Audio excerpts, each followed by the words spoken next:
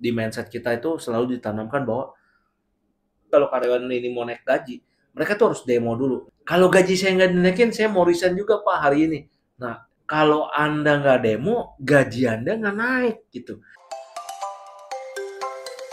Halo sobatku, kembali lagi di channel Iwan Cendrianto. Di episode kali ini saya akan membahas suatu hal yang kemarin sempat heboh banget ya.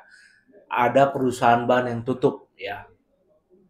Ada yang bilang dia tutup karena karyawannya sempat demo. Ada yang bilang karena UMR-nya kebesaran atau ketinggian. Ada yang bilang juga itu karena dia kalah bersaing dengan kompetitor, akhirnya perusahaannya ditutup. Disclaimer ya sobatku, ini adalah suatu pendapat dan analisa saya pribadi tentang kejadian perusahaan ban ini tutup dan apa efek dan dampak dari domino karena perusahaan ini tutup. Ada hal-hal yang mungkin terlewatkan oleh pemerintah, perusahaan maupun kita sebagai karyawan ya. Di mindset kita itu selalu ditanamkan bahwa kalau kita mau naik gaji sebagai karyawan, kita harus demo dulu. Ini saya nggak ngerti nih.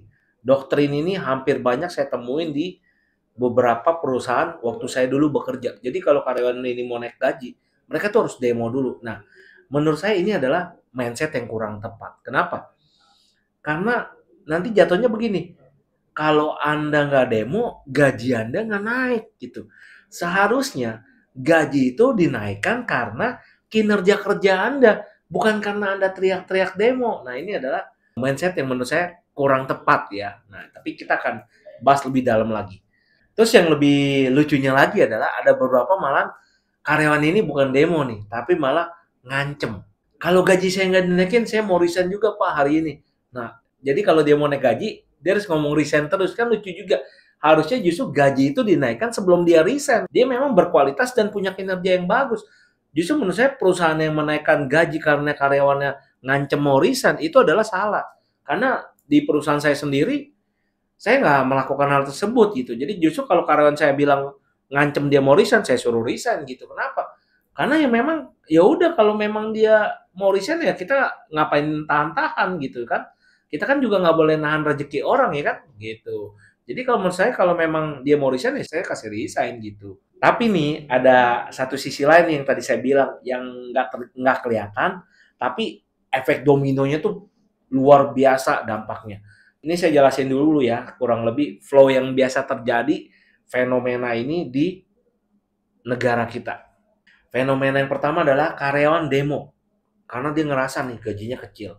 Terus setelah demonya berhasil, gaji karyawannya naik. Nah, efeknya perusahaan yang merasa biaya operasional naik di bagian gaji tadi ya, biaya SDM, maka akan melakukan yang namanya kenaikan harga untuk harga jual barang maupun jasa mereka. Ternyata setelah perusahaan ini menaikkan harga jualnya, dia ternyata rugi. Dalam arti apa? Omsetnya turun. Karena dia kalah bersaing. Entah ada kompetitor dia yang ngimport atau kompetitor perusahaan lokal yang jual barang ataupun jasa serupa yang jauh lebih murah dibandingkan dia. Alhasil yang dilakukan apa? Ya perusahaan ini nggak kuat, akhirnya dia memutuskan untuk tutup. Nah bisa jadi perusahaan ban ini mengalami hal tersebut. Ini baru analisa saya pribadi ya. Akhirnya apa? Dia memutuskan untuk tutup karena bangkrut gitu ya. Nggak bisa operasional lagi. Nggak ada dana, penjualan nggak ada, operasional naik. Ya si bos mikir, buat apa dia buka perusahaan kalau dia harus nombok dan rugi terus. Jadi dia berpikir, ya udahlah saya tutup aja deh. Nah, pertanyaannya adalah, waktu dia tutup, yang kita lihat adalah cuman sebatas, ya karyawannya di PHK aja gitu. Kita hanya melihat di satu sisi yang tadi saya bilang. Padahal efek domino di belakangnya itu banyak banget sobatku.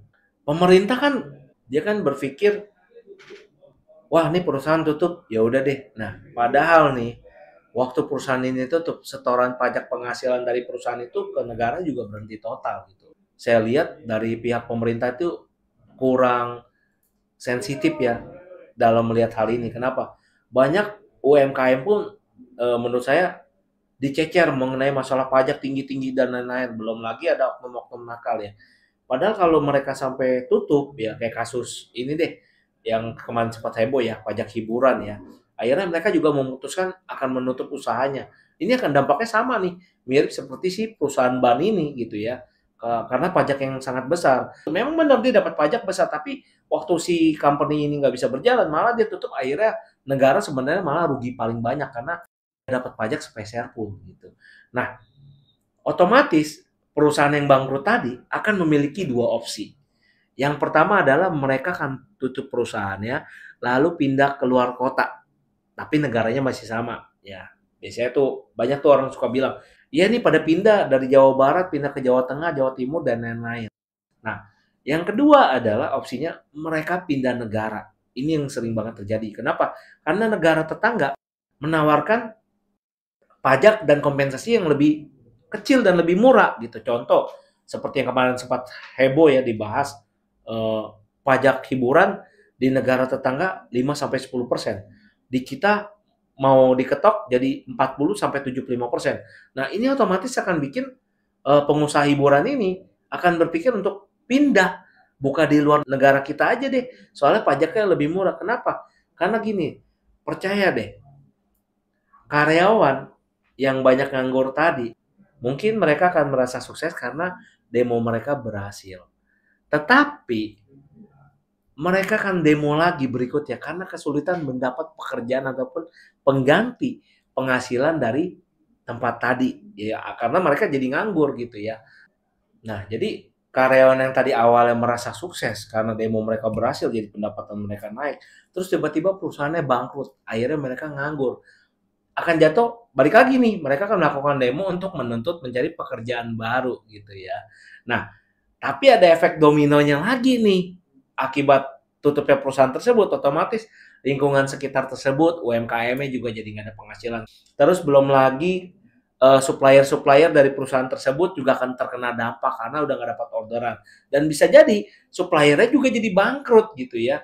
Belum lagi keluarga dari karyawan yang biasa dapat uang dari suaminya atau istrinya yang bekerja di perusahaan tersebut, biasanya belanja di lingkungan sekitar. Nah, ini udah nggak ada nih. Penghasilan ini semuanya habis total.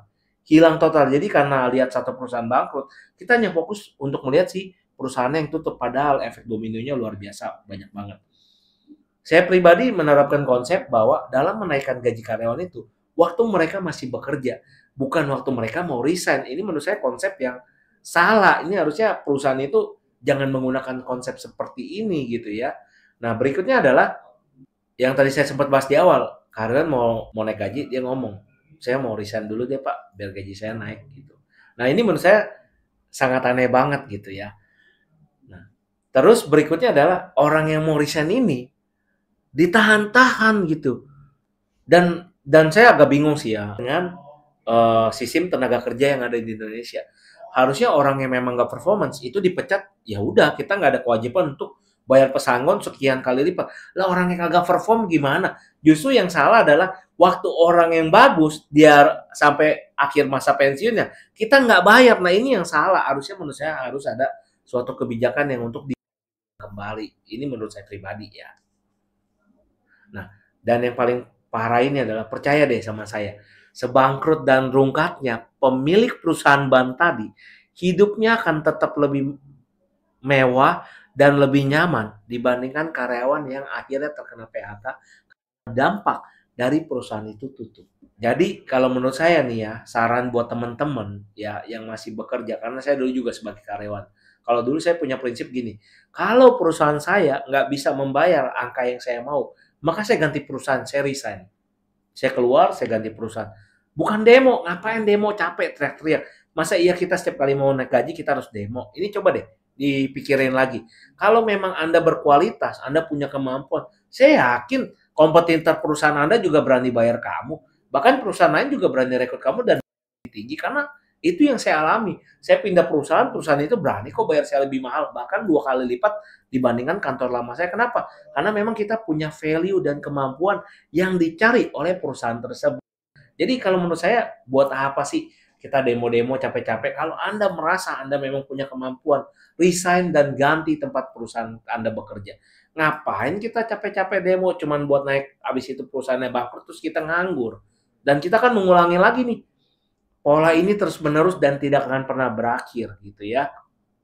Jadi saran saya, kalau Anda di perusahaan yang baik, perusahaan akan menghargai kinerja Anda dan akan menaikkan gaji Anda waktu Anda masih bekerja. Bukan waktu Anda demo, bukan waktu Anda mengajukan resign, tapi waktu Anda masih bekerja. Kenapa? Karena memang perusahaan itu butuh Anda. Kalau nggak ada Anda, perusahaan itu nggak bisa jalan. Jadi, pilihlah tempat bekerja dan perusahaan yang menurut Anda sesuai dengan bayaran yang Anda inginkan dan sesuai dengan kemampuan Anda, bahwa mereka juga memerlukan Anda.